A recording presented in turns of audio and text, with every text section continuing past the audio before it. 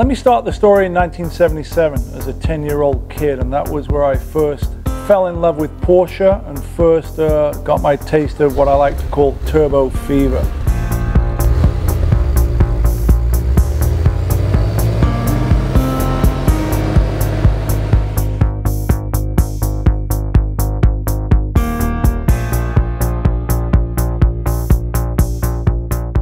You know, as a kid growing up in the 70s, early 80s, anywhere in the world, chances are you probably had a Porsche Turbo poster on your wall. I was no exception. So the Porsche 930 Turbo, specifically a White Martini 1977 edition, was the car that I fell in love with Porsche through. Even though I started my collection over 20 years ago, or bought my first Porsche over 20 years ago, I never actually owned a turbo until very, very recently. Basically what's behind me is my dose of turbo fever. You know, I sort of finalized my first chapter of Porsche ownership, which was 64 and onwards, and I'm moving forward slightly to the first generation of 3-liter turbos, non-intercooled, 75, 6 and 7. So my new goal is to own one of each year, 75, 6 and 7 of the early non-intercooled, unmolested, original turbos. And what we have behind me are 376s, ironically, and 177. The silver turbo on the far right is the first production US turbo, lifelong California car. The Minerva blue car in the middle with the gold Campagnola rims is a Euro version of a 76 turbo. And then the black turbo behind me is the 13th US turbo. So the ice green 77 ice green metallic turbo over there is the first year of power assisted brakes, and that was actually the first noticeable difference that I felt between the four cars. Was that one actually does stop slightly better.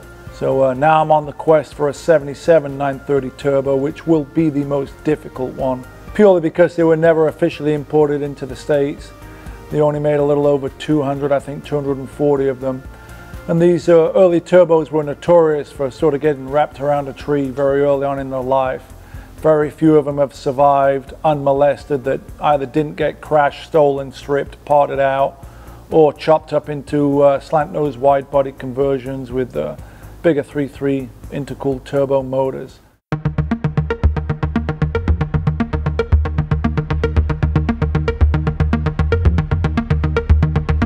Prior to owning the turbo, I was a normally aspirated guy all the way through. And a lot of my cars, as you know, are really small displacement motors, 2-liter, 2.2, 2.4, 2.5, 2.6, 2.7. And they're really throttle happy, very throttle responsive. The turbo is sort of the complete opposite. There seems to be, you know, no real throttle response. But what I love about them is it's a completely different driving style. You know, the early turbos seem to, at least on paper and interviews you read, seem to have this notorious turbo lag.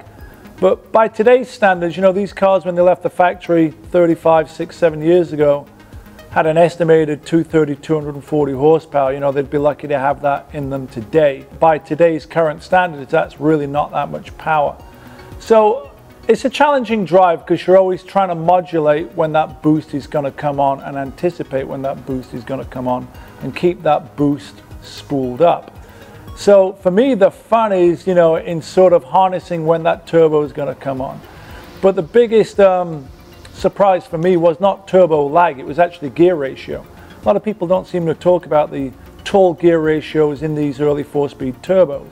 You know, and I think back then Porsche at the factory, they didn't want to put a 5-speed in because they thought they'd be stripping gears. But it's funny how many cars are out there today running a 915 transmission making way more horsepower than these turbos are making. So I think they built a 4-speed for longevity, and it's just strange because first gear is good for at least 50, second gear is good for about 90, third gear is good for about 120, and fourth gear is good for the rest. So in any of my other cars, I'm probably in third or fourth gear. In the turbo, I'm still in second gear. So the driving experience, you know, I describe these cars as great GT touring cars, and they're a great freeway car.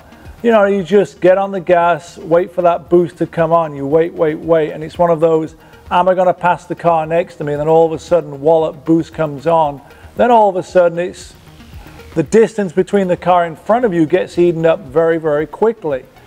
So in my other cars, you know, you just sort of roll off the throttle and engine braking sort of slows you down a little bit.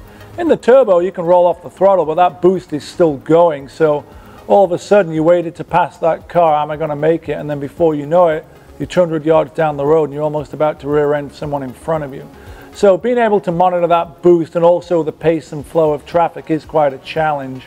So that's where the turbo excels in my experience.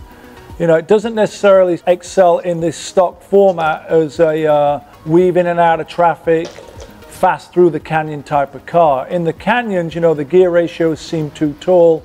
You're never fully on boost, even though, you know, left foot braking's a great tool to have in the toolkit when it comes to turbos. Is if you want to sort of reduce speed slightly, left foot brake, grab a little bite in the front end, but keep that boost spooled up. I think we can compare the early cars that we were driving earlier on, my 65, my 66, which are, you know, narrow body, very stealth, very slim, compared to the first generation turbos. All of a sudden the car's aggressive, it's wide, it's got the big whale tail on it, and it's interesting. People really, really respond to the shape of the turbo. It just looks aggressive standing still.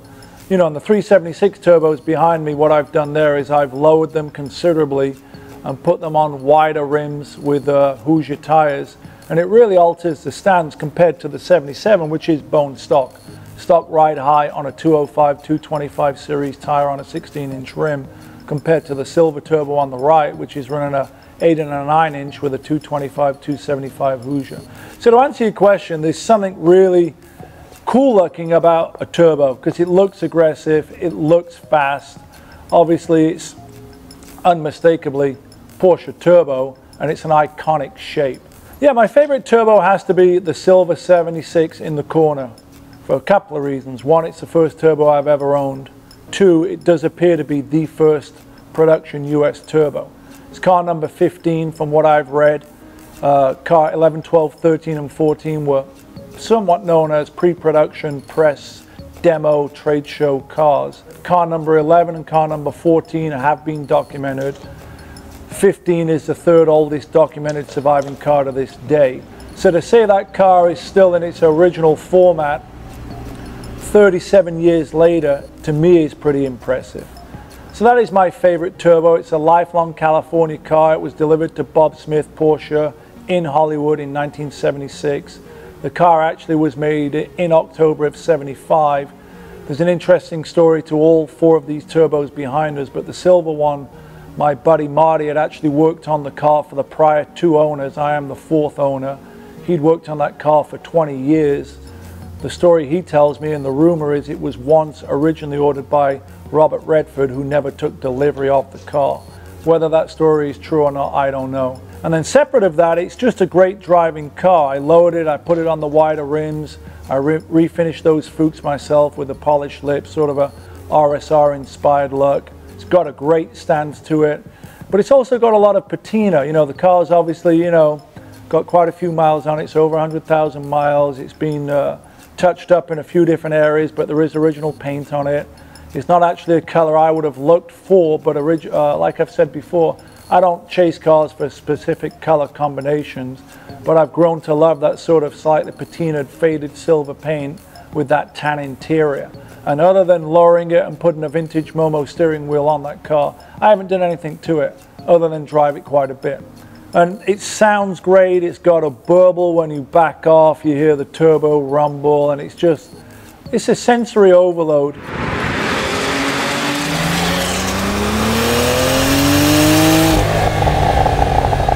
So behind the wheel of that car, especially on the freeway and going under tunnels, when you just get on it and then back off and you hear the turbo wastegate pop, hiss and rumble, you know, it's sort of a tingly sound. So that is what is great about the silver turbo. And as I said, each one sort of does the same thing slightly different.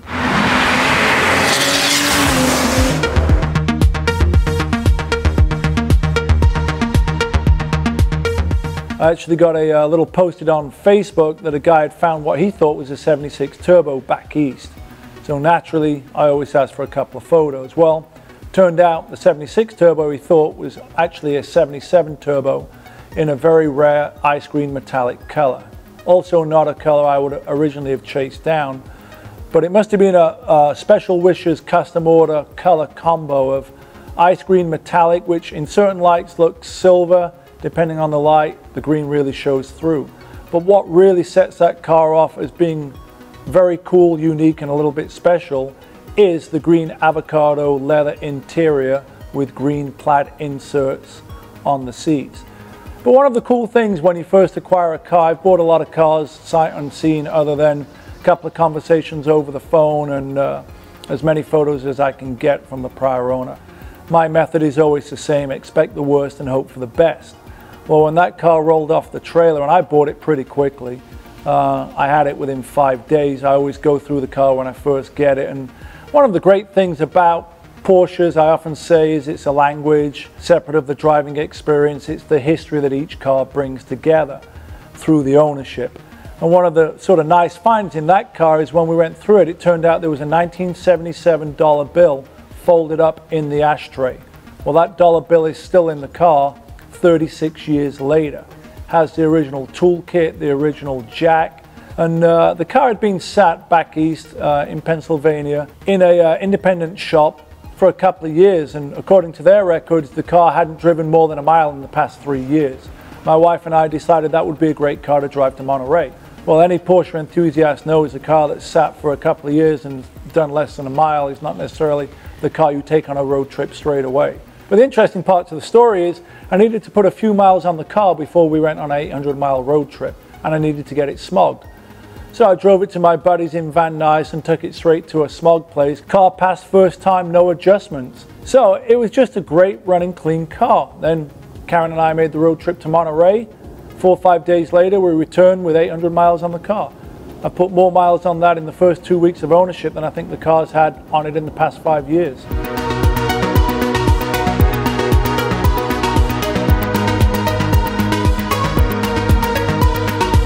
The interesting thing is the one car out of the 4 turbos that has got hands down the most thumbs up, views and likes is that Minerva Blue Euro car in the middle.